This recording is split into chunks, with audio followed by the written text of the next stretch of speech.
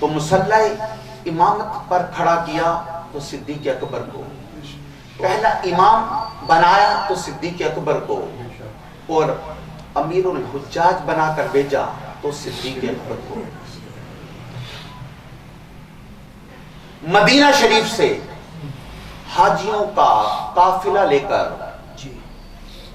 سیدنا صدیق اکبر مکہ شریف کی طرف جا رہے ہیں،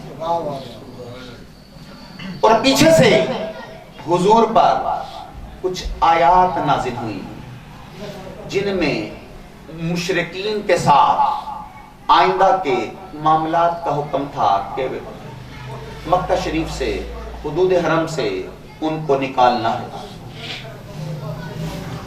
اور حضور نے وہ آیات مولا علی شیر خدا کو دے کر بھیجا کہ جاؤ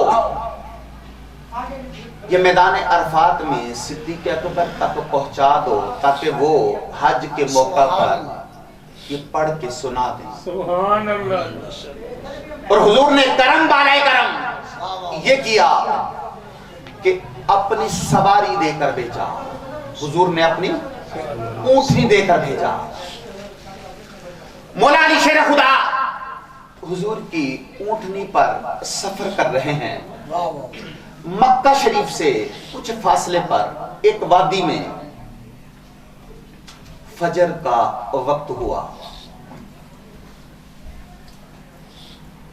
فجر کی جماعت ہونے لگی ہے، صفیں بن چکی ہیں، اقامت ہو چکی ہے، اور صدیق اکبر مصلی امامت پر کھڑے ہیں۔ اقامت ہو چکی ہے۔ اب ذرا توجہ رکھیے گا کہ جب اقامت ہو جائے تو امام کے پاس کتنا وقت ہوتا ہے تکبیر تحریمہ کہنے کے لیے؟ ایک لمحہ، ایک پل، کہ ادھر اقامت ہوئی اور امام نے نیت باندھ کر تکبیر تحریمہ کہہ دی۔ سبحان اللہ۔ لیکن آج کیا ہوا؟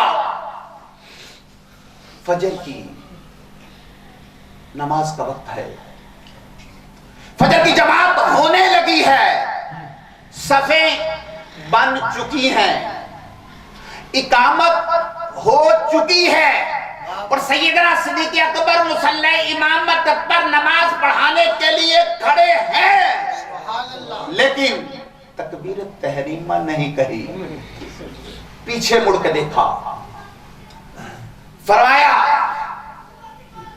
مجھے میرے محبوب کی اونٹنی کی آواز آ رہی ہے۔ نعرہ تکبیر، نعرہ رسالت، نعرہ رسالت، نعرہ حیدری، نعرہ حیدری، نعرہ غوثیہ، فضان حضور داتا گنج باغ۔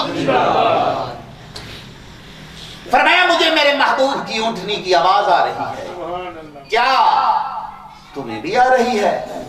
تو صحابہ نے عرض کیا جی آواز تو ہمیں بھی آ رہی ہے۔ تو صدیق اکبر نے نماز نہیں پڑھائی، صفوں کو چیرتے ہوئے دوڑے اس طرف جدھر سے آواز آ رہی تھی۔ مولا علی شیر خدا اونٹنی پر آ رہے ہیں، اور صدیق اکبر نے مصلی امامت کو چھوڑا، دوڑے اس طرف کو جدھر سے اونٹنی کی آواز آ رہی تھی۔ سوچے صدیق کیا ہے؟ وہ صدیق اکبر کا عشق کتنا بلند ہے، وہ صدیق تو محبوب کی سواریوں کی آواز کو بھی پہچانتے ہیں، صدیق حضور کی اونٹنی کی آواز کو بھی پہچانتے ہیں۔ اے صدیق اکبر، ہم غلامان مصطفیٰ اور تیرے عشق کو سلام پیش کرتے ہیں۔ وہ اپنے محبوب کی اونٹنی کی آواز کو بھی پہچانتا ہے۔ تو صدیق اکبر مصلی امامت کو چھوڑا، صدیق اکبر نے نماز پڑھانی تھی، مصلی امامت کو چھوڑا، دوڑے اس طرف کو جدھر سے اونٹنی کی آواز آ رہی تھی، اور جب دوڑتے دوڑتے اونٹنی کے قریب پہنچے تو کیا دیکھتے ہیں کہ مولا علی شیر خدا اونٹنی پر سوار ہیں۔ سلام دعا ہوئی، मुलाकात हुई, सिद्दीक अकबर ने पहला सवाल पूछा, अमीरुन औ मामूरुन, कि क्या आप अमीर बनाकर भेजे गए हैं या मामूर हैं? तो मौला अली शेर खुदा ने फरमाया, मैं कुछ आयात लेकर आया हूं, हुजूर ने मुझे भेजा है, अमीर आप ही हैं, लेकिन आपने ये सवाल क्यों पूछा? तो सिद्दीक अकबर ने फरमाया कि इकामत हो चुकी थी, मैं नमाज पढ़ाने लगा था, अगर आप अमीर हैं तो आप नमाज पढ़ाएं, मैं आपके पीछे पढ़ता हूं, और अगर मामूर है तो फिर मुझे इजाजत दे, मैं पढ़ाता हूं। तो मौला अली शेर खुदा ने फरमाया, अमीर आप ही हैं। तो सैयदना सिद्दीक अकबर ने नमाज पढ़ाई, मौला अली शेर खुदा ने आपके पीछे नमाज पढ़ी। सिद्दीक अकबर ने फरमाया, अगर आप अमीर हैं तो आप नमाज पढ़ाए, मैं आपके पीछे नमाज पढ़ता हूं। और ये इश्क सिद्दीक है, ये अदब सिद्दीक है। और अगर मुझे हुक्म है नमाज पढ़ाने का तो फिर मुझे इजाजत दें, मैं पढ़ाता हूं। ये हमारी कमजोरी है कि आजकल हम अपने ज़हनों के मुताबिक सोचते हैं। और सिद्दीक जो कर रहे थे वो अल्लाह के हुक्म से कर रहे थे, और तू उनकी नीयत में शक कर रहा है। एक और बात कुरान का तालिब इल्म होने की रोशनी में बयान कर रहा हूं कि अगर कुरान सिद्दीक की नीयत को बयान करे और कोई फिर भी उन पे शक करे तो वो कितना कम वक्त है।